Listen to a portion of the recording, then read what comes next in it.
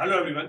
अगर आप लोग ये सेशन देख रहे हैं तो मैं मान रहा हूं कि आपने आरपीएससी एई 2024 के प्रीलिम्स एग्जाम को फोड़ा है और आप एक्सपेक्ट कर रहे हो कि आप मेंस का एग्जाम लिखने वाले हो। मेंस एग्जामिनेशन के अंदर हमारा जो सबसे इंपॉर्टेंट रोल प्ले करता है वो है सोशल एस्पेक्ट ऑफ इंजीनियरिंग, जिसका सेशन आप अभी देखने वाले हैं। Social aspect of engineering complete मैंने यूट्यूब पे करा दी है फ्री ऑफ कॉस्ट। आप ये सारे सेशन देख सकते हैं, पूरा सिलेबस कवर्ड है। सोशल एस्पेक्ट ऑफ इंजीनियरिंग के अलावा हमारा जो बाकी काम बचता है मेंस को क्लियर करने के लिए वो है सवालों की प्रैक्टिस, क्योंकि अब कन्वेंशनल सवाल आपको अटेम्प्ट करने हैं पेपर के अंदर, तो हमें उनकी प्रैक्टिस होनी चाहिए। For that we have launched a dedicated batch, that is Baroda batch for RPSC AE 2024 mains examination.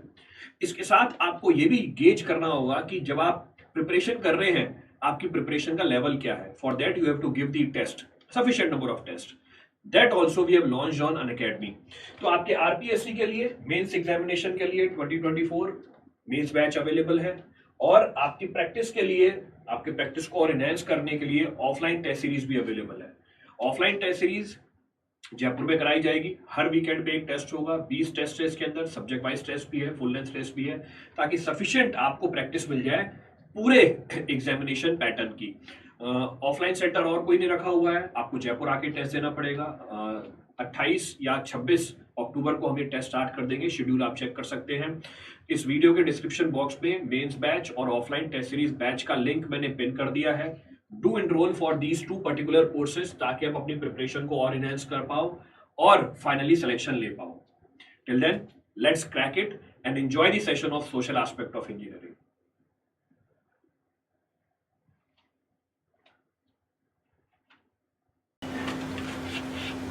Clear. So audio is clear. So in the yesterday's class, कल की क्लास में हमने पहला यूनिट हमारा स्टार्ट कर दिया था सोशल एस्पेक्ट ऑफ इंजीनियरिंग का, that is development and development process.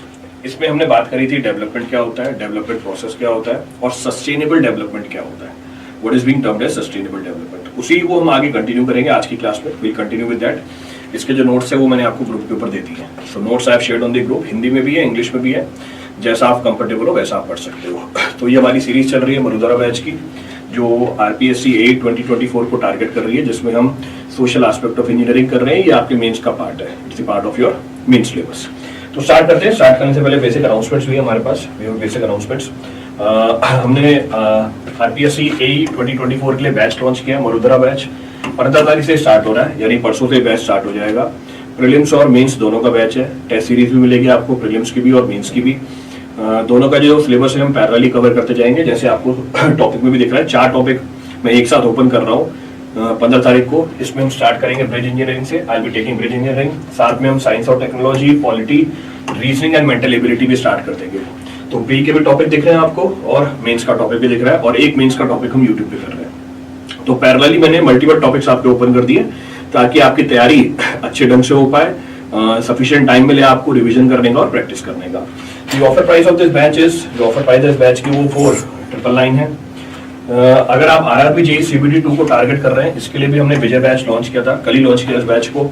इसमें आपको 5000 से ज्यादा क्वेश्चंस मिल जाएंगे। ये बैच कल से स्टार्ट हो रहा है, from tomorrow will be starting this batch. The offer price of this batch is 499। ये सबसे अच्छा तरीका है आपके सीबीटी 2 को टारगेट करने का। रीजन बीइंग बहुत ही कम टाइम है आप लोगों के पास सीबीटी 2 को कवर करने का। अब 1 महीने का टाइम है आसपास, आ जाएगा अभी नोटिफिकेशन इसका भी। तो you can join this batch for the practice of your problems.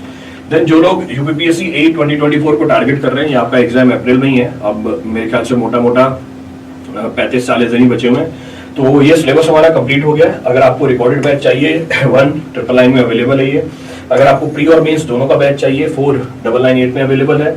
अगर आपको सारा टेक्निकल कंटेंट चाहिए मेरा recorded, it is available at a price of 2999। Then जो लोग भी यूपीपीएससी ए की तैयारी कर रहे हैं उनके लिए फ्री ऑनलाइन टेस्ट भी रखा हुआ है। 16 तारीख को हो रहा है ये, 5 बजे होगा, 2 घंटे का टेस्ट है।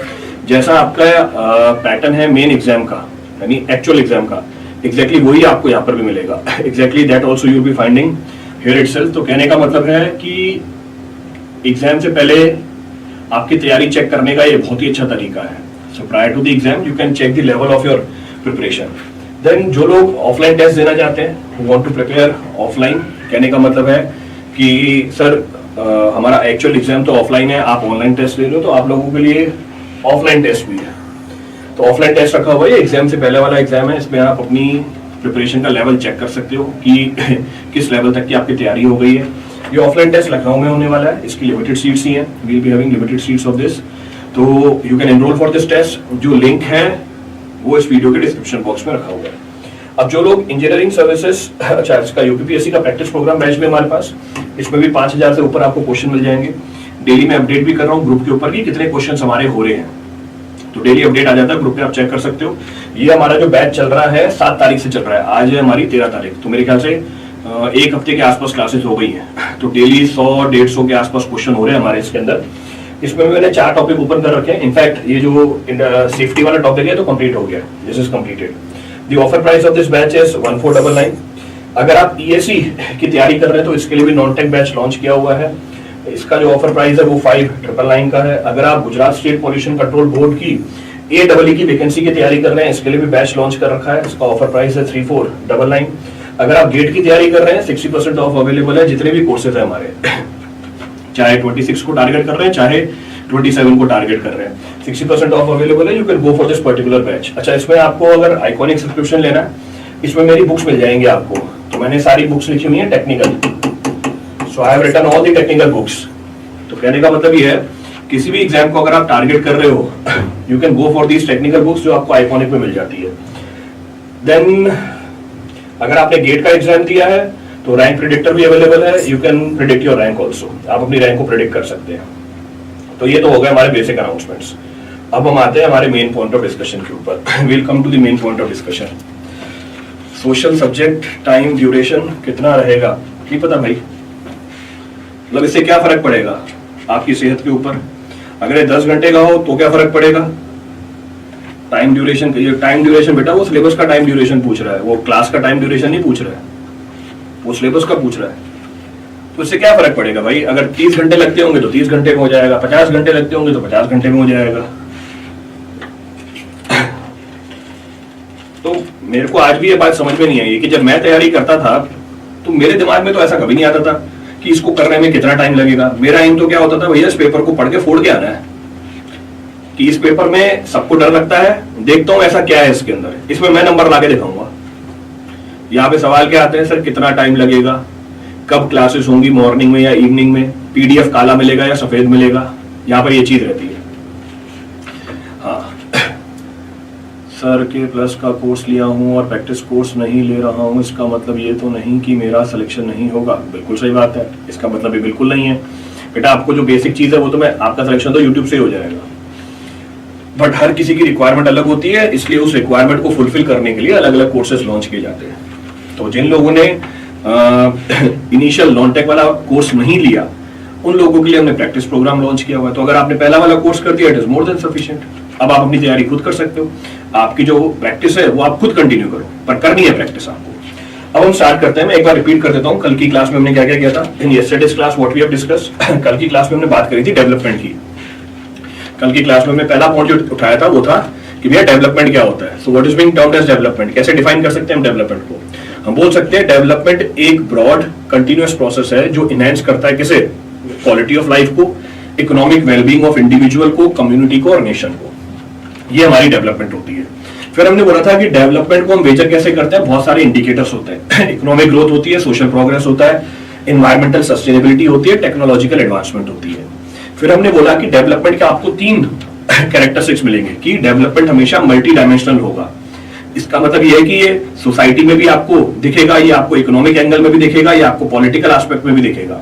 डेवलपमेंट हमेशा डायनेमिक होता है, स्टैटिक नहीं होता, और डेवलपमेंट हमेशा सस्टेनेबल होगा। फिर हमने बात करी थी डेवलपमेंट प्रोसेस की, तो वो सारे स्टेप्स जो आप लो डेवलपमेंट अचीव करने के लिए, इसे हम क्या बोलते हैं, इसे हम बोलते हैं डेवलपमेंट प्रोसेस। डेवलपमेंट प्रोसेस के आपको बहुत सारे स्टेप्स बताए थे। पहला असेसमेंट एंड प्लानिंग, फिर दूसरा रिसोर्स एलोकेशन, तीसरा इंप्लीमेंटेशन, चौथा मॉनिटरिंग और पांचवा सस्टेनेबिलिटी प्लानिंग। ये हमारा 5वां स्टेप था।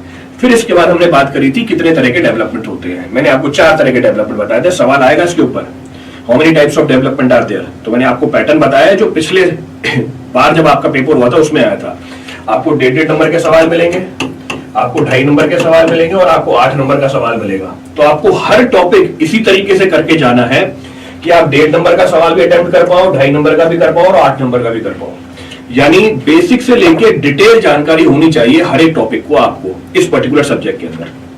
फिर हमने बात करी थी किसकी, सस्टेनेबल डेवलपमेंट की। सस्टेनेबल डेवलपमेंट वो डेवलपमेंट होता है जिसमें आज की जनरेशन तो अपनी नीड्स फुलफिल कर पाए, पर जो फ्यूचर जनरेशन है उसकी जो एबिलिटी है उसको कॉम्प्रोमाइज नहीं करना टू मीट देयर नीड्स। इसके मैंने आपको की प्रिंसिपल बताए थे सस्टेनेबल डेवलपमेंट के। कौन कौन से की प्रिंसिपल थे? इंटरजनरेशनल इक्विटी, फिर इकोनॉमिक एफिशिएंसी, फिर तीसरा था सोशल इंक्लूजन एंड इक्विटी, चौथा था एनवायरमेंटल प्रोटेक्शन, पांचवा था चार हमारा एनवायरमेंटल प्रोटेक्शन। फिर मैंने आपको ये बताया था कि United nation sustainability development goal के अंतर्गत 17 टारगेट है, वो 17 टारगेट मैंने आपको दिखा दिए थे, 17 टारगेट्स आई हैव शोन। यहां तक की डिस्कशन मैंने कल वाली क्लास में करी थी, तो शुरू के 2 मिनट में 3 मिनट में मैंने एक रिकैप करा दिया कि कल हमने क्या क्या डिस्कस किया था। अब इसके आगे हम कंटिन्यू करेंगे, we continue with this only. Sustainable का एक्चुअल मतलब क्या होता है, सोशल पॉलिटिकल एस्पेक्ट अलग अलग कैसे होते हैं सर, बेटा उसी के बारे में डिस्कस कर रहे हैं। अभी मैंने रिपीट भी किया, शायद आप कल नहीं आए थे। सस्टेनेबल का मतलब है कि आज जो आपकी नीड है आप उसे तो फुलफिल करो ही, पर फ्यूचर जनरेशन है उनके रिसोर्सेज को कॉम्प्रोमाइज नहीं करोगे। तो आज आपकी नीड है लेट सपोज इलेक्ट्रिसिटी। अब इलेक्ट्रिसिटी प्रोड्यूस करने के लिए सारा कोयला नहीं खा जाओगे आप। अगर आपने सारा कोयला खा लिया, ये सस्टेनेबल डेवलपमेंट नहीं, क्योंकि फ्यूचर जनरेशन उसे यूज नहीं कर पाएगी। तो आपकी जो नीड है इलेक्ट्रिसिटी, इसको तो आप मीट करोगे, इस तरीके से मीट करोगे कि जो फ्यूचर जनरेशन है उसके लिए भी रिसोर्स बचा रहा है। इसको हम बोलते हैं सस्टेनेबल। तो this is technically termed as sustainable. बाकी जो आपने सोशल पॉलिटिकल एस्पेक्ट अलग अलग बताए हैं उसी के ऊपर आज हमारा लेक्चर बेस्ड है। Our lecture is based on all these points only. तो आज की क्लास में हम बात करेंगे किसकी, in today's class will be talking about what, जो इन्होंने ये पॉइंट रखा, क्या, inter relationship between social, economic, environmental, scientific and technological factors in development. मैं फिर से रिपीट कर देता हूं, inter relationship among what, social, economic, environmental, scientific and technological factor in development. Development के अंदर ये सारे फैक्टर्स आपस में कैसे इंटरलिंक्ड होते हैं, how they are interlinked with each other in development process, इसकी हम बात करेंगे, that will be talking about. तो हमें पता है डेवलपमेंट क्या है, एक मल्टी डायमेंशनल प्रोसेस है। ये एक मल्टी डायमेंशनल प्रोसेस है जो किसके ऊपर डिपेंड करता है, जो डिपेंड करता है interaction between all these aspects. ये इन सारे एस्पेक्ट्स के इंटरेक्शन के ऊपर डिपेंडेंट होता है। कहने का मतलब ये है कि ये जितने भी एस्पेक्ट लिखे हुए हैं, कौन कौन से, social, economical, environmental, scientific and technological aspect, ये सारे आपस में क्या है, इंटरकनेक्टेड है। अब आप बोलोगे ये इंटरकनेक्टेड है कैसे, इसको हम समझेंगे। So how they are interconnected, that will be discussing. तो पहला फैक्टर कौन सा उठाया मैंने, पहला फैक्टर उठाया मैंने सोशल फैक्टर। अब मुझे यह समझना है कि सोशल फैक्टर बाकी फैक्टर्स के साथ कैसे इंटरकनेक्टेड है डेवलपमेंट के अंदर। तो सोशल फैक्टर क्या इंक्लूड करता है, सोशल फैक्टर इंक्लूड करता है एजुकेशन, सोशल फैक्टर इंक्लूड करता है cultural value, social factor include करता है हेल्थ, सोशल फैक्टर इंक्लूड करता है ह्यूमन वेलबींग। कहने का मतलब है वो सारी चीजें जो सोसाइटी से लिंक्ड है, सोसाइटी की शिक्षा, कल्चर, वैल्यूज, हेल्थ और उनकी खुशहाली, ये सारी चीजें किसमें आती हैं, सोशल फैक्टर में आती हैं। अब सोशल फैक्टर बाकी फैक्टर से कैसे इंटरकनेक्टेड है, पहला सोशल फैक्टर का इंटरकनेक्शन इकोनॉमिक फैक्टर के साथ, बता सकते हो आप। जैसे एग्जांपल देता हूं मैं, अगर हमारी सोसाइटी के अंदर एजुकेशन अच्छी होगी, इसका मतलब क्या होगा, अगर हमारी सोसाइटी के अंदर एजुकेशन अच्छी प्रोवाइड की गई, हेल्थ केयर अच्छा प्रोवाइड किया गया, इसका मतलब हमारी प्रोडक्टिविटी क्या होगी, ज्यादा होगी। अगर हमारी प्रोडक्टिविटी ज्यादा होगी, इसका मतलब हमारी इकोनॉमिकल डेवलपमेंट क्या निकल के आएगी, ज्यादा निकल के आएगी। इसका मतलब a strong economy also provides the resources for better public service. तो एजुकेशन ज्यादा अच्छी हुई, हेल्थ केयर फैसिलिटी ज्यादा अच्छी हुई, तो हमारी प्रोडक्टिविटी ज्यादा, इसका मतलब आपकी इकोनॉमिक डेवलपमेंट हो जाएगी। क्लियर है। फॉर एग्जाम्पल हाइड्रोजन बस चालू होंगी, ये सस्टेनेबल डेवलपमेंट है, बिल्कुल सही बात है। हाइड्रोजन आपकी ग्रीन एनर्जी है, हाइड्रोजन आपकी इनडायरेक्ट ग्रीन एनर्जी है, ये हमारी रिन्यूएबल सोर्स ऑफ एनर्जी है। इनडायरेक्ट क्यों बोला है, इसके लिए आपको फिर दूसरा कोर्स करना पड़ेगा। अभी के लिए आपको ये जानकारी दे दी कि हाइड्रोजन को हम इलेक्ट्रोलिसिस प्रोसेस से ऑब्टेन करते हैं। तो पानी को तोड़ देते हैं हाइड्रोजन और ऑक्सीजन के अंदर, कैसे, by the process known as electrolysis. पर ये इलेक्ट्रोलिसिस कराने के लिए एनर्जी कहां से लेके आते हैं? फॉसिल फ्यूल से लेके आते हैं। तो हाइड्रोजन खुद भले ही रिन्यूएबल है, पर ये हाइड्रोजन बनाने के लिए मुझे कौन सी एनर्जी खर्च करनी पड़ी? फॉसिल फ्यूल की एनर्जी खर्च करनी पड़ गई। इसीलिए उसको क्या बोल देते हैं कि भैया indirect renewable source of energy है। पर हाँ, आपने जो एग्जांपल दिया है ये सस्टेनेबल डेवलपमेंट का है। नेक्स्ट हम बात करेंगे कैसे हमारा सोशल फैक्टर इंटरकनेक्टेड है एनवायरमेंटल फैक्टर के साथ। जैसे एग्जांपल, अगर हमारे को सोसाइटी में अवेयरनेस होगी एनवायरमेंटल इश्यूज को लेके, सस्टेनेबल पॉलिसीज को लेके, इको फ्रेंडली पॉलिसीज को लेके, तो एनवायरमेंट सेफगार्ड रहेगा या नहीं रहेगा? तो अगर हमें सोसाइटी के अंदर जानकारी होगी एनवायरमेंटल इश्यूज को लेके, सस्टेनेबल पॉलिसीज को लेके, जैसे मैं आपको बता रहा हूं, एक एग्जांपल दिया आपने, तो अगर आपको नॉलेज है इस चीज की कि क्या है सस्टेनेबल डेवलपमेंट क्या होता है, सस्टेनेबल पॉलिसीज क्या होती हैं, इको फ्रेंडली मटेरियल क्या होते हैं, इसका मतलब हमारे एनवायरमेंट के ऊपर जो इंपैक्ट होगा वो क्या हो जाएगा? कम हो जाएगा। इसका मतलब यह है कि एनवायरमेंट की डेवलपमेंट होगी। तो इसका मतलब हमारा सोशल फैक्टर इंटरलिंक्ड है किसके साथ? Our social factor is linked with what? Environmental factor. Next अगर हम बात करें कि सोशल फैक्टर कैसे लिंक्ड है साइंस और टेक्नोलॉजी के साथ, how social factor is linked with science and technology. जैसे एग्जांपल लेते हैं, हमारी जो सोशल डिमांड है ये इंफ्लुएंस करती है टेक्नोलॉजिकल एडवांसमेंट। हमारी जो सोशल डिमांड है वो इंफ्लुएंस करती है टेक्नोलॉजिकल एडवांसमेंट। जैसे एग्जांपल, हमें स्मार्ट सिटी चाहिए। अगर आपको स्मार्ट सिटी चाहिए, आपने ये नाम बहुत बार सुना होगा आज के टाइम के अंदर, तो अगर आपको स्मार्ट सिटी चाहिए आपको क्या करना पड़ेगा? अगर आपको स्मार्ट सिटी चाहिए आपको क्या करना पड़ेगा? अब आपको टेक्नोलॉजिकली एडवांस्ड चीजें यूज करनी पड़ जाएंगी। आपको टेक्नोलॉजिकली एडवांस चीजें यूज करनी पड़ जाएंगी। आपको साइंस में इन्वेस्ट करना पड़ेगा कि भैया हम कैसे स्मार्ट सिटी को डेवलप कर सकते हैं। इसका मतलब यह है कि सोशल फैक्टर ने किसे कंट्रोल किया? साइंस और टेक्नोलॉजी को कंट्रोल किया। इसका मतलब यह है कि डेवलपमेंट में सोशल फैक्टर बाकी सारे फैक्टर्स को क्या कर रहा होता है? रेगुलेट कर रहा होता है। कौन कौन से फैक्टर्स को? इकोनॉमिक फैक्टर्स को, फिर इन्वायरमेंटल फैक्टर को बता दिया, फिर साइंस एंड टेक्नोलॉजी को बता दिया। क्लियर है चीज? नेक्स्ट उठाते हैं इंटरडिपेंडेंस। अगली इंटरडिपेंडेंस है कि जो इकोनॉमिक फैक्टर्स हैं ये कैसे बाकी फैक्टर्स को कंट्रोल करते हैं। इकोनॉमिक फैक्टर्स जैसे एग्जांपल दूं अगर मैं आपको कुछ, जीडीपी, जीएनपी, ये अलग अलग फैक्टर्स है, करेंगे आज की क्लास में शायद आ जाएगा, एक फैक्टर तो बता ही दूंगा आपको मैं। तो इकोनॉमिक फैक्टर्स जैसे भैया जीडीपी हो गया, जीएनपी हो गया, पर कैपिटा इनकम हो गई, इंडस्ट्रियलाइजेशन हो गई, एम्प्लॉयमेंट हो गई, ट्रेड हो गया, इन सबको हम क्या बोलते हैं? इकोनॉमिक फैक्टर्स बोलते हैं। How these economic factors interact with other factors. जैसे एग्जांपल, इकोनॉमिक फैक्टर का क्या इंपैक्ट होता है सोशल फैक्टर्स के ऊपर? तो अगर हमारी इकोनॉमिक ग्रोथ अच्छी है तो हमारा लिविंग स्टैंडर्ड कैसा होगा सोसाइटी के अंदर? अच्छा होगा। क्वालिटी ऑफ लाइफ कैसी होगी? बेटर होगी। एजुकेशन कैसी हो जाएगी? और अच्छी हो जाएगी आपकी। इसका मतलब पीछे मैंने बोला था कि जो सोशल फैक्टर है वो रेगुलेट कर रहा है किसको? इकोनॉमिक फैक्टर को। यहां पे आके हम बोल रहे हैं कि जो इकोनॉमिक फैक्टर है वो रेगुलेट कर रहा होता है किसे? सोशल फैक्टर को। तो अगर हमारी इकोनॉमिक ग्रोथ हो रही है इसका मतलब क्या है? क्वालिटी ऑफ लाइफ इंप्रूव हो रही है, हेल्थ इंफ्रास्ट्रक्चर इंप्रूव हो रहा है, हाई क्वालिटी की एजुकेशन आपको प्रोवाइड की जा रही है।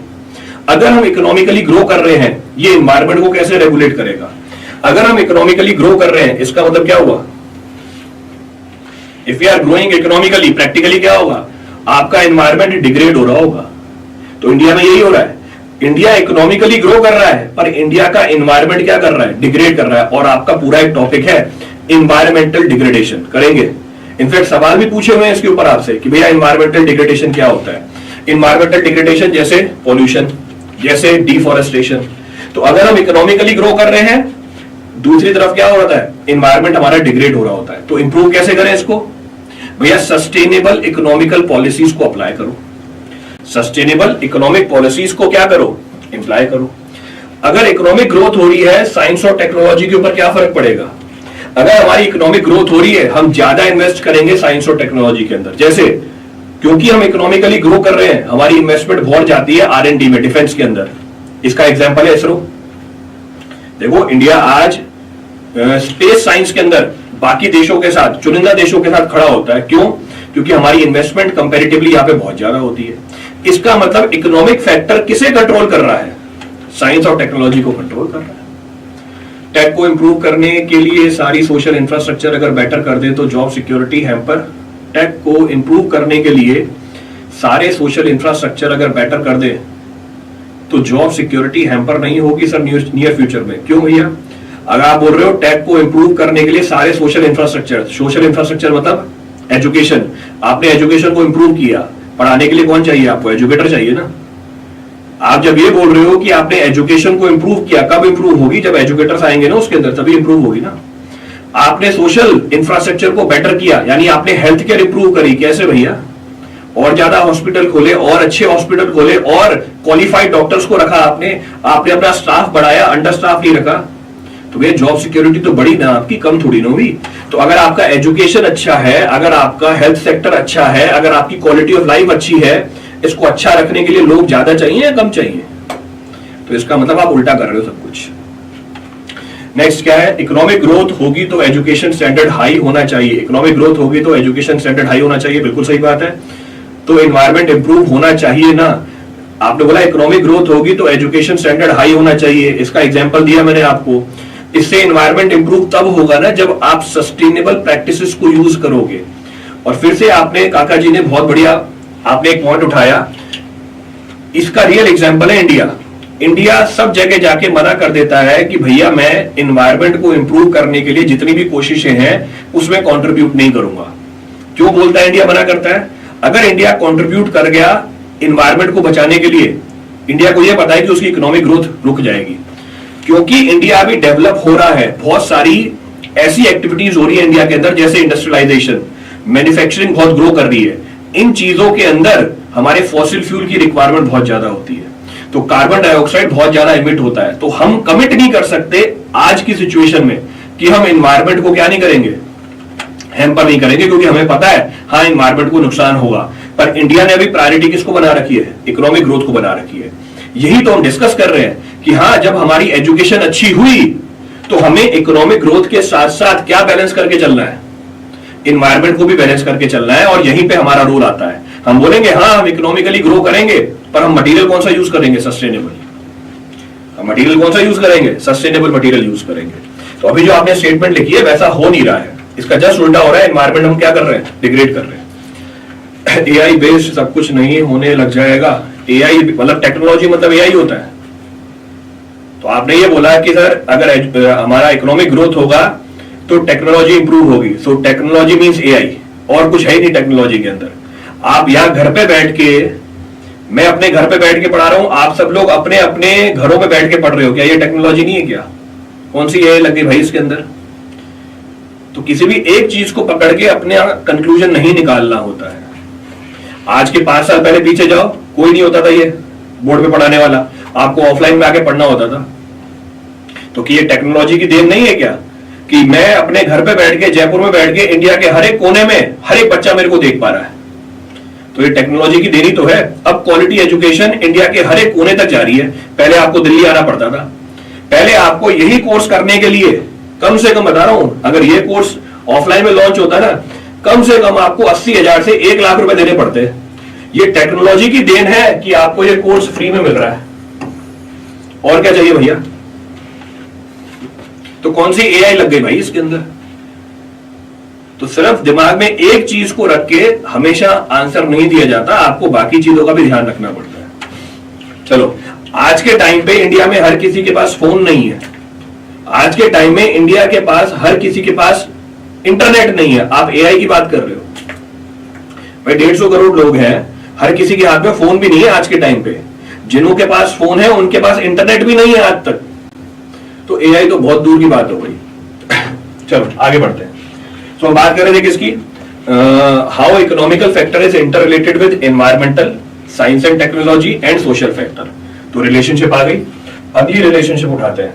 अगली रिलेशनशिप है एनवायरमेंटल फैक्टर की relationship. How environmental factor and sustainable development is interconnected with other factors. तो एनवायरमेंटल फैक्टर में क्या क्या इंक्लूड होता है? एनवायरमेंटल फैक्टर में इंक्लूड होता है क्लाइमेट, एनवायरमेंटल फैक्टर में इंक्लूड होता है नेचुरल रिसोर्सेज, एनवायरमेंटल फैक्टर में इंक्लूड होती है बायोडाइवर्सिटी, एनवायरमेंटल फैक्टर में इंक्लूड होता है पॉल्यूशन कंट्रोल। अभी सारी चीजें क्या है? एनवायरमेंटल फैक्टर है। तो कैसे ये एनवायरमेंटल फैक्टर हमारे सोशल फैक्टर के साथ इंटरकनेक्टेड है? How it is interconnected with social factor? अगर हमारा एनवायरमेंट डिग्रेड हुआ जरा बताना, सोशल फैक्टर डिग्रेड होंगे या एनहेंस हो जाएंगे? आपका एनवायरमेंट पॉल्यूटेड है, हेल्थ क्या हो जाएगी? अगर हमारा एनवायरमेंट पॉल्यूटेड है, हेल्थ क्या हो जाएगी भैया? डिग्रेड हो जाएगी, सांस नहीं ले पाओगे। जैसे एग्जांपल दिल्ली, परफेक्ट एग्जांपल है दिल्ली। इंडिया के आप हर एक स्टेट की कैपिटल उठा लो, मोस्ट पॉल्यूटेड सिटी में आता है वर्ल्ड की।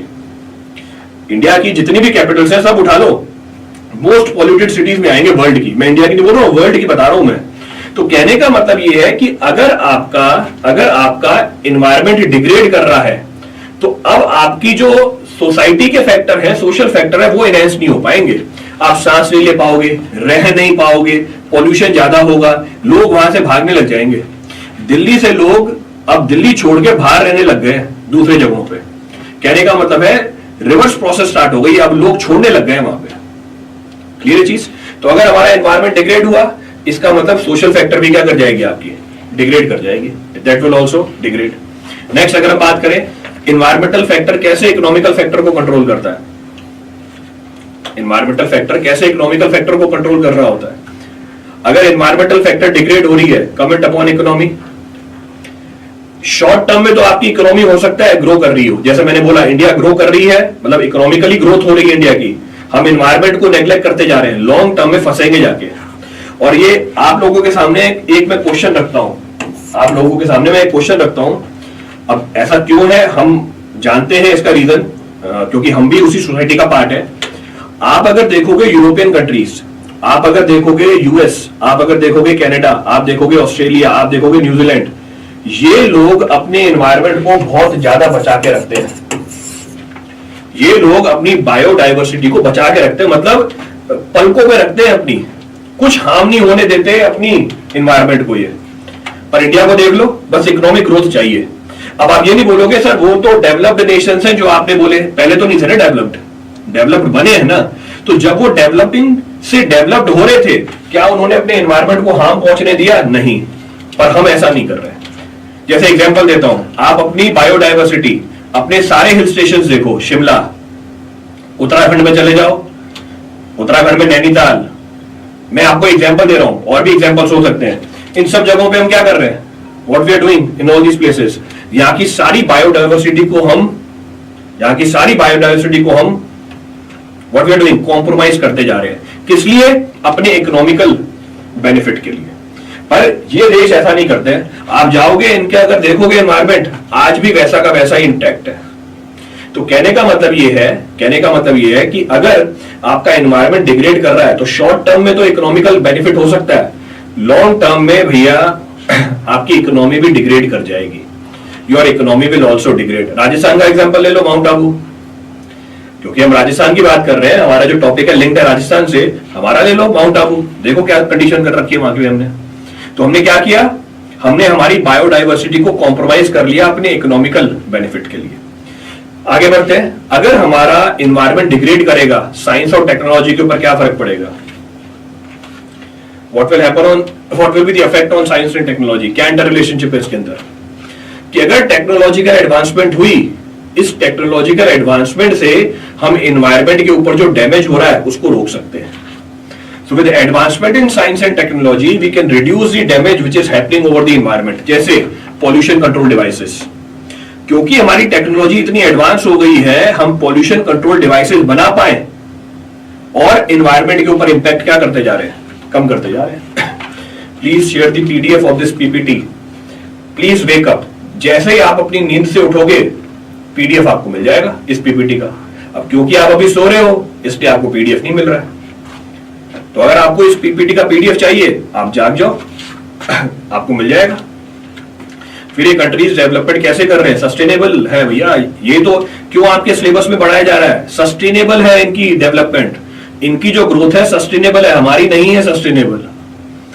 इसलिए तो बताया जा रहा है कि भैया जब आपको ग्रो करना है इकोनॉमिकली, आपको सस्टेनेबल प्रैक्टिसेस को अडॉप्ट करना है, जो हम अडॉप्ट नहीं कर रहे हैं, इसलिए आपके सिलेबस का पार्ट है। Hence it is the part of your syllabus, क्योंकि आपको जाके ही फील्ड में अब काम करना है। You have to work in the field.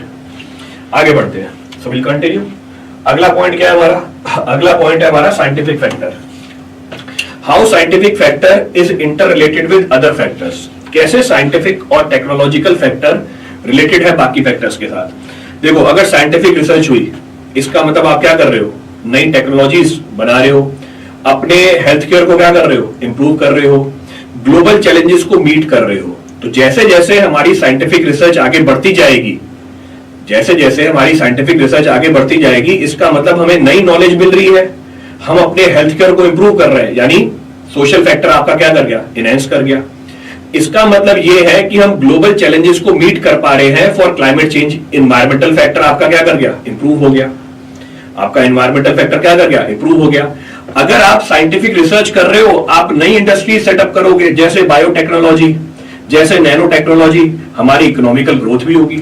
इसका मतलब साइंटिफिक और टेक्नोलॉजिकल फैक्टर किसे कंट्रोल कर रहा है, सोशल फैक्टर को भी कंट्रोल कर रहा है, इकोनॉमिकल फैक्टर को भी कंट्रोल कर रहा है और इन्वायरमेंटल फैक्टर को भी कंट्रोल कर रहा है। इसका परफेक्ट एग्जांपल लेता हूं, कोविड-19 की वैक्सीन बनाने में कौन से फैक्टर का रोल है?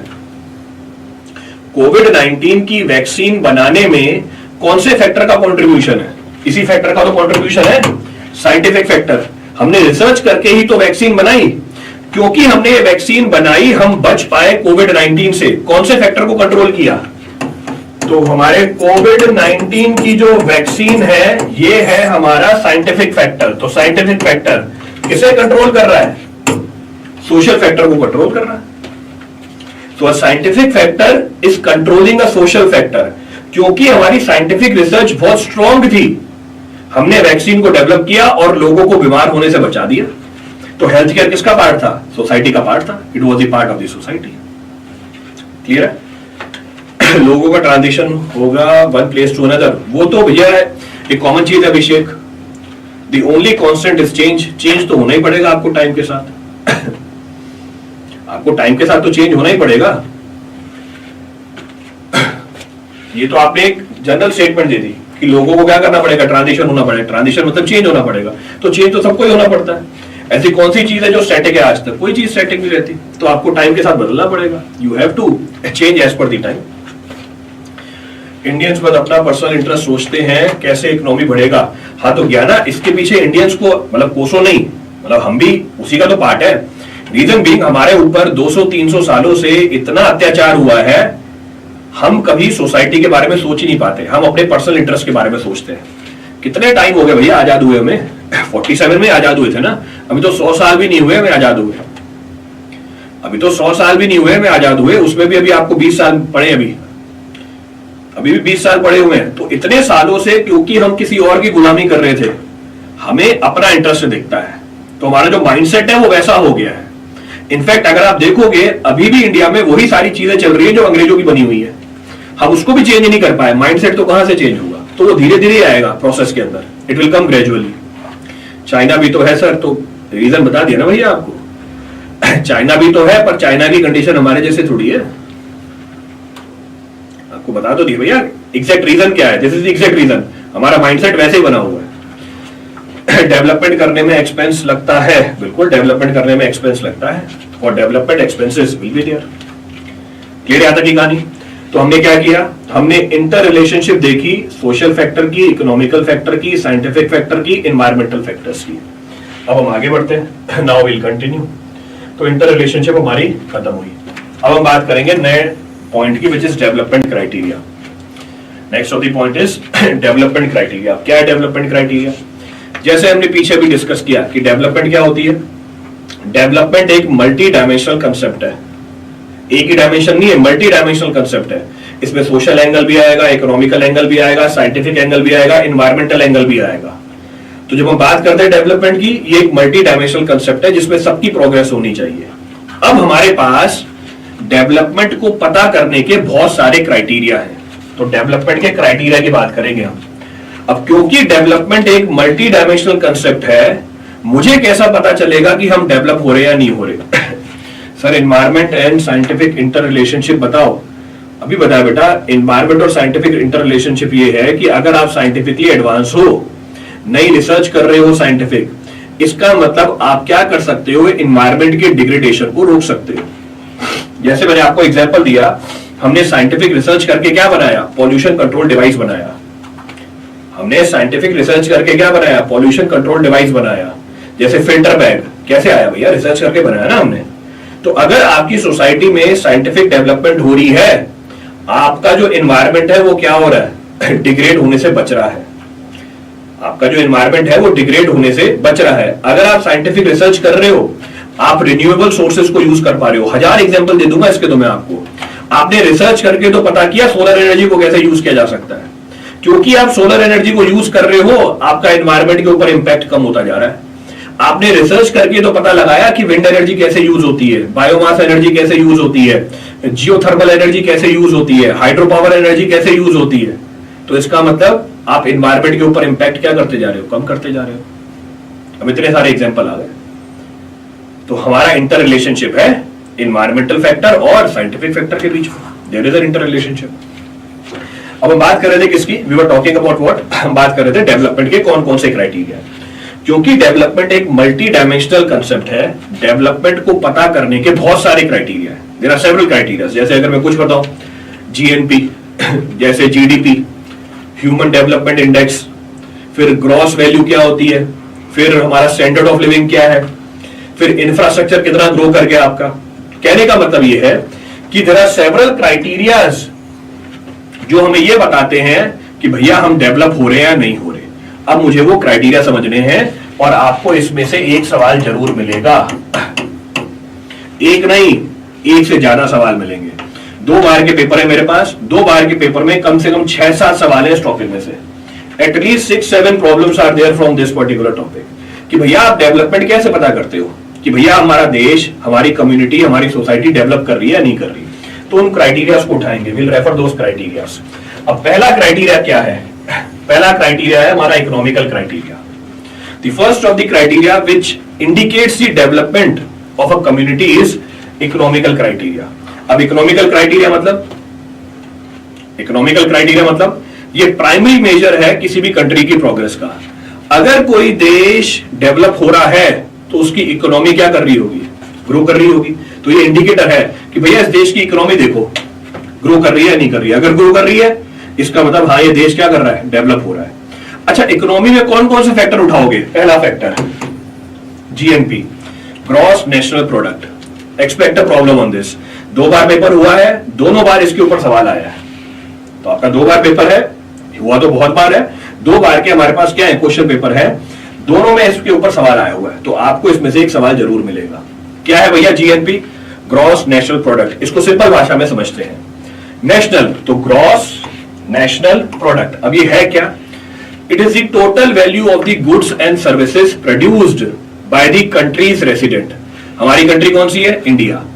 तो जो टोटल वैल्यू है किसकी, गुड्स की और सर्विसेज की, जो प्रोड्यूस करी किसने, हमारे देश में जो लोग रह रहे हैं, हमारे देश में जो लोग रह रहे हैं। अब आप बोलोगे सर देश में कौन रह रहा है, इंडिया में कौन रह रहा है, कोई बताएगा। इंडिया में रह रहे हैं इंडियंस और इंडिया में रह रहे हैं फॉरेनर्स। आप इसको क्या बोल सकते हो, नॉन इंडियंस, जो इंडियंस नहीं है। तो हम बोलेंगे the total value of goods and services produced by the country resident. हमारे देश में जो लोग रह रहे हैं उन्होंने जो गुड्स और सर्विसेज प्रोड्यूस करी, उसकी जो टोटल वैल्यू है, टोटल वैल्यू कब की, 1 साल की। अच्छा, आप बोलोगे सर कौन सा 1 साल, फाइनेंशियल साल। एक फाइनेंशियल ईयर में भारत देश में जितने भी लोग रह रहे हैं उन्होंने जितने भी गुड्स और सर्विसेज प्रोड्यूस करे, इसकी जो भी टोटल वैल्यू होगी, इसे मैं क्या बोल दूंगा, इसे मैं बोल दूंगा ग्रॉस नेशनल प्रोडक्ट। क्लियर है। अब इसमें तो एक इशू है, there is a issue in this. क्या इशू है, देखो मैंने बोला कि सर, आपने बोला कि देश में जो लोग रह रहे हैं इन्होंने जो टोटल गुड्स और सर्विसेज प्रोड्यूस करी उसकी वैल्यू बता दो। सर इनका क्या होगा, जो फॉरेनर्स हैं, मतलब जो बाहर देश के लोग हैं पर काम इंडिया में कर रहे हैं, इन्होंने भी यहां पे गुड्स और सर्विसेज प्रोड्यूस करी, पर क्या इनकी गुड्स और सर्विसेज का बेनिफिट इंडिया ले पाया, नहीं। इन्होंने काम भले इंडिया में किया पर ये बेनिफिट किसके पास गया, ये बेनिफिट गया उस देश के पास जिस देश के ये रेसिडेंट है। इसका मतलब ये है कि आपको इस वैल्यू को घटाना पड़ेगा, you have to subtract this value. इसका मतलब value of goods and services produced by the foreigners in India is to be subtracted. आपको ये सबट्रैक्ट करना पड़ेगा। फिर अभी कोई आएगा सर ऐसे भी तो केस हो सकता है कि जो इंडियंस हैं उनकी जो गुड्स और वैल्यूज प्रोड्यूस हुई कहां से, बाहर देश से। बिल्कुल सही बात है, आपका बिजनेस है बाहर देश में, तो आपको जो प्रॉफिट हो रहा है, वो तो इंडिया के पास आ रहा है ना, that is coming to the India. इसका मतलब मुझे इसमें और क्या जोड़ना पड़ेगा, what I have to add, मुझे इसमें वैल्यू जोड़नी पड़ेगी गुड्स और सर्विसेज की जो इंडियंस ने प्रोड्यूस करी पर इंडिया के बाहर, जो इंडियंस ने प्रोड्यूस करी इंडिया के बाहर। इसका मतलब मैं जीएनपी को कैसे समझ सकता हूं, how we can understand GNP, हम इसको 3 कंपोनेंट में समझ सकते हैं, देखो x plus y minus z. अब ये x क्या है, x is the total value of goods and services produced by Indians in India. Clear है बात, तो x क्या है, ये टोटल वैल्यू है गुड्स और सर्विसेज की जो इंडियंस ने प्रोड्यूस करी इंडिया में, ये मैंने x बोल दिया। फिर ये y क्या है, it is the total values of goods and services which is produced by the Indians abroad. है इंडियंस ही, पर इनकी जो गुड्स और सर्विसेज है उसकी जो टोटल वैल्यू है ये कौन सी है, बाहर देश की है। ये भी आपने जोड़ दिया इसके अंदर, क्योंकि इसका बेनिफिट किसको मिला, इंडिया को मिला। अब ये z क्या है, z is the total value of goods and services produced bye foreigners in India. ये मैंने इसमें से घटा दिया। अब आपको क्या मिल गया, आपको मिल गया ग्रॉस नेशनल प्रोडक्ट। क्लियर है चीज, इसका मतलब यह है कि जीएनपी क्या बनी, किसी भी कंट्री की इकोनॉमिक परफॉर्मेंस का इंडिकेटर बन गई। कैसे, डोमेस्टिकली एंड इंटरनेशनली। डोमेस्टिकली कौन बता रहा है, एक्स, और इंटरनेशनली कौन बता रहा है, वाई। तो इसका मतलब इंडियंस कैसा परफॉर्म कर रहे हैं इंडिया में और इंडिया के बाहर, ये हमें कौन बताता है, ये हमें बताता है GNP, gross national product. Clear है चीज, रिपीट करना है इसमें से कुछ भी। अब देखो इसमें मैंने x क्या बोला था, जरा फटाफट से कमेंट करके बताओ ये x क्या होता है। देखो कितना आसान कर दिया पूरे प्रोसेस को। x क्या होता है, it is the total value of goods and services produced by Indians in India in 1 year. इस x को हम बोलते हैं जीडीपी। लो एक और टर्म आ गई, GDP, gross domestic product. So total value of goods and services produced by the Indians in India, or we can say produced within the country's boundary, will be known as what? GDP. GDP ज्यादा होना मतलब गरीबी कम होना होता है, बिल्कुल भी नहीं। ज्ञाना अभी यही बात बताऊंगा मैं, अभी इसी बात को डिस्कस करेंगे। जीडीपी ज्यादा होने का मतलब गरीबी कम होना बिल्कुल नहीं होता। अभी हम इसको डिस्कस करेंगे। सर जो इंडियन सीईओ, जो अब्रॉड की कंपनीज के सीईओ है, उनका कंट्रीब्यूशन बाय में है। इंडियन बोला ना आपने, यानी इंडिया के सिटीजन है, ध्यान रखना। अब यहाँ पे मिसकंसेप्शन मत पाल लेना कि इंडियन सीईओ है पर उसकी सिटीजनशिप किसकी है, यूएस की है, तो वो इंडियन नहीं है भाई। इसलिए पहले मैं इस बात को क्लियर कर रहा हूं, जब मैं बोल रहा हूं इंडियन, इसका मतलब वो कौन से देश का नागरिक है, इंडिया का नागरिक है। तो आप ये नहीं बोलोगे कि सर जो माइक्रोसॉफ्ट का सीईओ है वो तो इंडियन है। अरे वो इंडियन कैसा है, मूल इंडियन है उसका, और वो सिटीजन कहां का है, यूएस का ही है। He is not a Indian citizen, तो ध्यान रखना इस चीज का। तो जब मैं यहां पे बोल रहा हूं इंडियंस, इसका मतलब वो हमारा सिटीजन होना चाहिए। क्लियर है पूरी कहानी। टीवी मैन्युफैक्चरिंग के लिए पार्ट्स आउट ऑफ इंडिया से लाकर इंडिया में असेंबल किया। टीवी मैन्युफैक्चरिंग के लिए पार्ट्स आउट ऑफ, कौन लेके आया पार्ट्स आउट ऑफ इंडिया से? अब इससे आपके स्टेटमेंट से कोई जानकारी नहीं मिल रही। टीवी मैन्युफैक्चरिंग के लिए पार्ट्स आउट ऑफ, मैं गया, मैं टीवी बना रहा हूं इंडिया में, मैं इंडिया से बाहर गया, पार्ट्स लेके आया, असेंबल किया और बेचा। भैया मैं इंडियन हूं, मैंने ये काम इंडिया में किया, तो जीडीपी का पार्ट है ये। तो आपने ये नहीं बताने ये काम किसने किया, तो आपने बस काम बताया। यहाँ पे फोकस किसके ऊपर है, ये काम किसने किया हुआ है। डुअल नेशनैलिटी के केस में क्या होगा सर, डुअल नेशनैलिटी के केस में भैया आपको फिर से प्राइमरी नेशनैलिटी होती है, उसके अंदर भी फिर से जो मेरा एजेंडा है बताने का, वहां पे तो दिमाग है ही नहीं। सर डुअल नेशनैलिटी हुई तो उसमें भी प्राइम नेशनैलिटी बताई जाती है कि भैया आप प्राइम नेशनल किसके हो, आप कहां पर टैक्स पे कर रहे हो, फिर से वो जानकारी नहीं दी आपने। चलो हम आगे बढ़ते हैं। तो हम बात कर रहे थे किसकी, we were talking about what, हम बात कर रहे थे जीएनपी की। तो हम बोल सकते हैं GNP is equal to what, GDP. GDP को मैंने क्या बोला था, x net income from abroad. अब नेट इनकम फ्रॉम अब्रॉड को मैं कैसे लिखूंगा, net income from abroad is equal to y minus Z.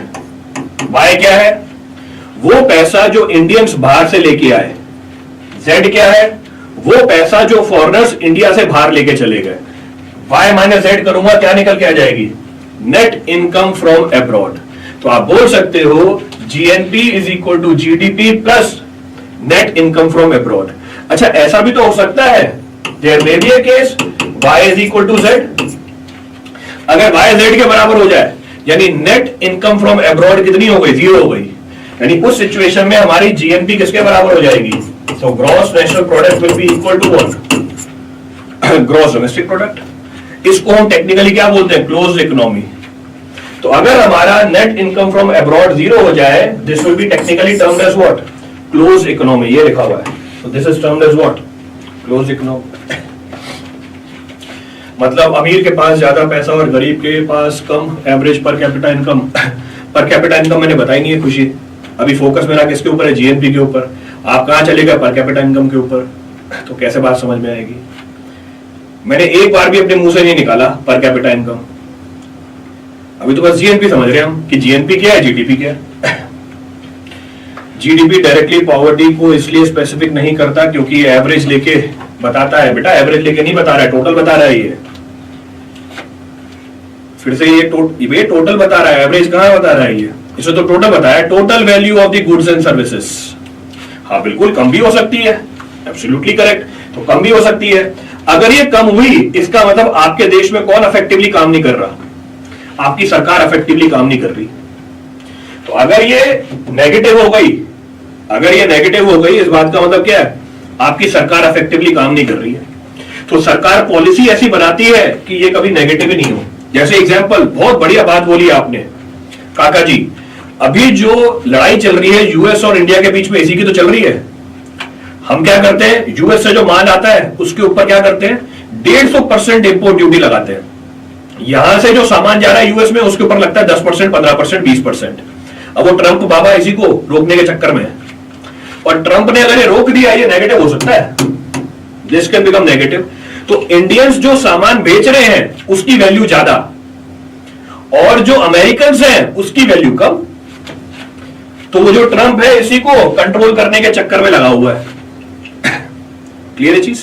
तो इसका एग्जांपल मिल गया आपको, we will getting the example of this. अब दोनों सरकारें लड़ती रहेंगी कि नहीं भैया ये नेगेटिव नहीं होना चाहिए, बराबर भी नहीं होना चाहिए, ये हमेशा क्या होना चाहिए, पॉजिटिव होना चाहिए, it should always be positive. So what is the importance of GNP in development, इसकी क्या इंपॉर्टेंस हुई, it measures the national wealth, it compares the economic strength, ये आपको इकोनॉमिक स्ट्रेंथ बताता है GNP. It influence the government policy, अभी बताया सरकार की पॉलिसी इसी के ऊपर डिपेंडेंट है। So it influence the government policy कि हमें कौन से सेक्टर में कहां स्पेंड करना है। जो स्टैंडर्ड ऑफ लिविंग है वो यहीं से पता चलती है। तो जिस देश की जीएनपी ज्यादा, हम बोल देते हैं standard of living in general क्या है, ज्यादा है, इट इज कंपैरेटिवली मोर। ये इसकी इंपॉर्टेंस निकल के आ गई। और इसकी लिमिटेशन क्या है, what is the limitation of GNP, इसकी limitation, it does not account for income inequality. हमने बोला total value of the goods and services. अब जैसे एग्जांपल लेता हूं, 150 करोड़ लोग हैं, 150 करोड़ लोग हैं, इसमें से 150 करोड़ लोगों में से एग्जांपल लिया, सिर्फ 5 लाख लोग ही आपकी जीएनपी का 99% कंट्रोल करते हैं। क्या मतलब है इस बात का, है भैया 150 करोड़ लोग, पर 5 लाख लोग ही 99% जीएनपी में कंट्रीब्यूट कर देते हैं। तो अगर इन 5 लाख लोगों ने ज्यादा सर्विसेज प्रोड्यूस करी, तो भैया इनकम तो किसकी बढ़ी, इनकम तो इनकी बढ़ी ना। जो बाकी मेरे 145 करोड़ लोग हैं, सॉरी 145 भी गलत बोल दिया मैंने 145 भी गलत बोल दिया, मेरे को बस क्या करना था, 5 लाख ही तो घटाना था इसमें से। तो 150 करोड़ में से 5 लाख घटा दो, उन लोगों का क्या, उनकी थोड़ी ना इनकम बढ़ गई है। तो कहने का मतलब है जीएनपी ये नहीं बताता कि देश में बाकी जो लोग हैं वो भी तरक्की कर रहे हैं। ये ओवरऑल देश की तो तरक्की बता देगा, पर ये इनकम इनइक्वालिटी को नहीं बता पाएगा। It will not indicate the income inequality. ये चीज जो जीएनपी है इग्नोर करती है नॉन मार्केट एक्टिविटीज।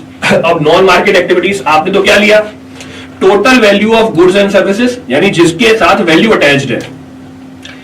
ऐसी बहुत सारी एक्टिविटीज हैं जिनके साथ वैल्यू अटैच्ड नहीं है, जैसे example house hold work, informal labour. अब उसको कैसे इंक्लूड करोगे? हाउस होल्ड वर्क जैसे एग्जांपल, हमारे घर में हम सबके पेरेंट्स, जैसे एग्जांपल मदर, हम सबकी मदर सिस्टर घर में काम कर रही है।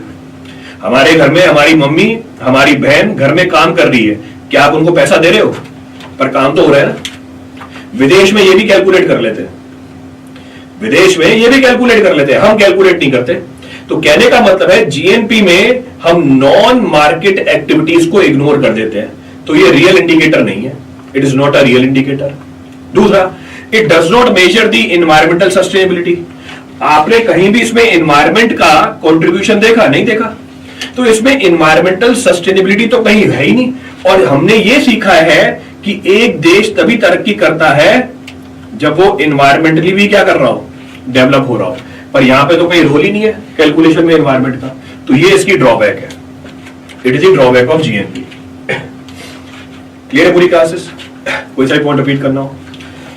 आपकी क्लासेस अप्रैल में नहीं है बेटा, अप्रैल का शेड्यूल लगाया ही नहीं है मैंने। फिर से ऐसी बातें मत क्या करो बेवकूफों वाली। मैंने अभी बस 5 क्लासें लगाई है, इसका मतलब ये थोड़ी कि अप्रैल में क्लास ही नहीं है मेरी। मेरे को एक हफ्ते के आगे का पता ही नहीं होता, क्योंकि एक दिन में मेरे 6 सब्जेक्ट चल रहे होते हैं, तो मैं इतना लंबा प्लान ही नहीं कर पाता इन 6 सब्जेक्ट को क्लियर कर रहा हो। तो आपकी थोड़ी एक क्लास चल रही है, आपके अलावा 5 सब्जेक्ट और चल रहे हैं मेरे। तो मैं क्लासें 5-5 दिनों की, 10-10 दिनों की लगाता हूं बस। तो 5 दिन की क्लास लगी हुई होगी मार्च की। इसका मतलब ये बिल्कुल नहीं है कि भैया अप्रैल में क्लास नहीं है। और काहे अप्रैल में पहुंच गए? क्या मार्च की क्लास मेरी खत्म हो गई? अभी मार्च की क्लास चालू भी नहीं हुई है सर, अप्रैल में क्लास नहीं लगी हुई है, मार्च की पहले खत्म तो होने दो। चले आगे। क्या इंडिया की जीडीपी में हाउस होल्ड हेल्प की इनकम ऐड होती है? हाउस होल्ड हेल्प का मतलब क्या भैया, क्लैरिफाई करो। जो आपके घर में मेड काम करने आ रही है, हाँ बिल्कुल कंसीडर होती है। अगर आप पैसा दे रहे हो इसका मतलब कंसीडर हो रही है, अगर आप पैसा नहीं दे रहे हो इसका मतलब कंसीडर नहीं हो रही है, it means it is not considered. तो मेरे को आपकी स्टेटमेंट में ये क्लियर नहीं हुआ, आप हाउस होल्ड हेल्प किसे बोल रहे हो? हेल्प तो मैं अपने भैया बहन से भी ले सकता हूं, हेल्प मैं अपने भाई से भी ले सकता हूं, पर उनको पैसे थोड़ी देता हूं मैं। तो जहां पे सर्विस की आपने क्या रख दी, वैल्यू रख दी, वो कंसीडर होगी। सर्विस की वैल्यू नहीं रखी, कंसीडर नहीं होगी, it is not considered. Clear है? जीएनपी में कंफ्यूजन हो रहा, क्या कंफ्यूजन हो रहा है इतना क्लियरली बताया भाई। अब देखो मैंने 20 मिनट जीएनपी बताई, कंफ्यूजन हो रहा है, आपने बस एक स्टेटमेंट फेंक दी सर कंफ्यूजन हो रहा है। अब सामने वाला मास्टर खुद समझे क्या कंफ्यूजन हो रहा है और उसको बैठ के क्लियर करे। भाई ये तो नाइंसाफी हुई। मैंने 20 मिनट आपको समझाया, तब जाके भी अभी आपको कंफ्यूजन है। आपने बस गिनती के 1 2 3 4 5 वर्ड लिखे, जीएनपी में कंफ्यूजन हो रहा है। अब खुद समझ कहां कंफ्यूजन हो रहा है मेरे को, उसको खुद ही निपटा। भाई ऐसे कैसे होगा? GNP is a broad indicator, बिल्कुल जीएनपी एक ब्रॉड इंडिकेटर है जो आपको बस क्या बताएगा कि हाँ देश का डेवलपमेंट हो रहा है, पर क्या देश वालों का डेवलपमेंट हो रहा है? नहीं, ये नहीं बताएगा। क्या एनवायरमेंट का डेवलपमेंट हो रहा है? नहीं, ये नहीं बताएगा। तो ये चीज नहीं बता पाएगा जीएनपी, तो this is not included in GNP. तो एनवायरमेंट छूट जाएगा, हर इंडिविजुअल इंसान छूट जाएगा, हाँ, पर पूरा देश का जो डेवलपमेंट है वो बता देगा आपको। वो भी कौन सी डेवलपमेंट? सिर्फ इकोनॉमिकल डेवलपमेंट। ये कौन सा इंडिकेटर है? इकोनॉमिकल इंडिकेटर है। एक ने महिंद्रा का एग्जांपल लिया, सर महिंद्रा इंडिया में भी व्हीकल सेल करते हैं, उसकी वैल्यू को एक्स में अकाउंट होगा, ठीक है। वही महिंद्रा कंपनी दूसरी कंट्री में व्हीकल सेल करे तो नेट इनकम में वाई में आएगा, बिल्कुल सही बात है।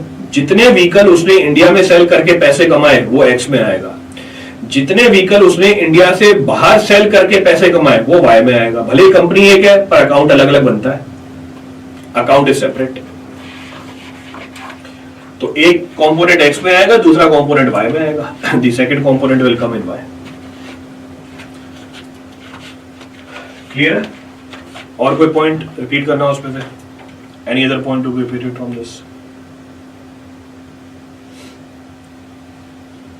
चले, वो कंफ्यूजन वाला भी गायब है।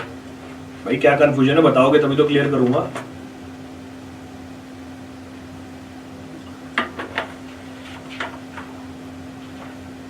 बस कंफ्यूजन है। चलो कोई बात नहीं, दोबारा लेक्चर देख लेना, कंफ्यूजन क्लियर हो जाएगा आपका। ठीक है भाई, फिर कल मिलते हैं। So will meet tomorrow. अच्छा, अब जैसे ये टॉपिक खत्म हो जाएगा मैं आपको इसके ऊपर सवाल भी बना के दे दूंगा। I will frame the problems also, सवाल भी दे दूंगा और नीचे आपको उसके एक मॉडल सॉल्यूशन भी दे दूंगा, किस तरीके से आपको आंसर को लिखना है। तो ऊपर सवाल भी होंगे और नीचे मैं आपको क्या दे दूंगा, I will give you the solution also, कैसे आप उसको क्या करो, आंसर को अटेम्प्ट करो। जो ट्रांजैक्शन कैश में होगा वो क्या जीडीपी को अफेक्ट करता है? जो ट्रांजैक्शन कैश में होगा, अकाउंट में नहीं है ना भाई वो तो। अभी मैंने क्या बोला, जीडीपी किसे अकाउंट नहीं करता? नॉन मार्केट एक्टिविटीज को अकाउंट नहीं करता। क्या आप कैश वाली ट्रांजैक्शन मार्केट में रखते हो? मार्केट मतलब क्या है? जिसका अकाउंट बन रहा है, नहीं तो खत्म हो गई बात। तो जो कैश वाली ट्रांजैक्शन है उसका अकाउंट कहां बना? अगर उसका अकाउंट नहीं बना इसका मतलब कंट्रीब्यूशन है ही नहीं उसका। जीएनपी में लिखते हुए कोई कंट्रीब्यूशन नहीं होगा। कंपेयर कर सकते हैं जीडीपी से अदर कंट्रीज के साथ, बिल्कुल कंपेयर करते हैं। अभी बता रहे कंपनीज को, कंट्रीज को तो कंपेयर कर ही सकते हो ना, पूरे देश की इकोनॉमिक ग्रोथ बता देगा ये। तो आप एक कंट्री की जीडीपी दूसरी कंट्री की जीडीपी के साथ क्या कर सकते हो, कंपेयर कर सकते हो। तो ऐसा बिल्कुल पॉसिबल है क्या ना। एक एग्जांपल लेता हूं मैं, I take an example from this. एक कंट्री है एक्स, दूसरी कंट्री है वाई, ये हमने उठाया जीडीपी। तो कंट्री एक्स की जीडीपी ज्यादा है, कंट्री वाई की जीडीपी कम है। ऐसा बिल्कुल पॉसिबल है कि हमारे एक्स में जो कुछ लोग हैं बस उन्हीं के पास इनकम ज्यादा है और जो मैक्सिमम लोग हैं उनकी इनकम कम है। पर वाई में ऐसा बिल्कुल पॉसिबल है कि इनकम क्या है, इक्वली डिस्ट्रीब्यूटेड है। देखो दो एग्जांपल लिए, पहला दो कंट्री है एक्स और वाई, हमारा जो एक्स है इसकी जीडीपी ज्यादा है, वाई की जीडीपी कम है। तो आप तो क्या बोलोगे, एक्स इकोनॉमिकली ज्यादा डेवलप्ड है वाई से, हाँ ठीक है। पर अगर मैं अंदर घुसा ना उसके, मैंने ये देखा यार एक्स में तो इनकम है वो कैसी है, अनइक्वल है। कुछ चुनिंदा लोगों के पास खूब सारा पैसा है, बाकी सारे लोग गरीब हैं। पर जो वाई है भले ही इसकी जीडीपी कम है पर इसमें ऑलमोस्ट सबके पास सेम पैसा है। तो देश के पॉइंट ऑफ व्यू से तो आप बोलोगे इसकी जीडीपी ज्यादा है, पर जब अंदर जाओगे ये वाला देश ज्यादा अच्छा परफॉर्म कर रहा है किससे, वाई से, एक्स से। पर ये चीज हमें कौन नहीं बता पाएगा, जीडीपी जीएनपी बता ही नहीं पाते। It is not indicated by GDP and GNP. तो उसके लिए हम दूसरा पैरामीटर उठाएंगे, तो देखेंगे कल की क्लास में और कौन सा पैरामीटर है।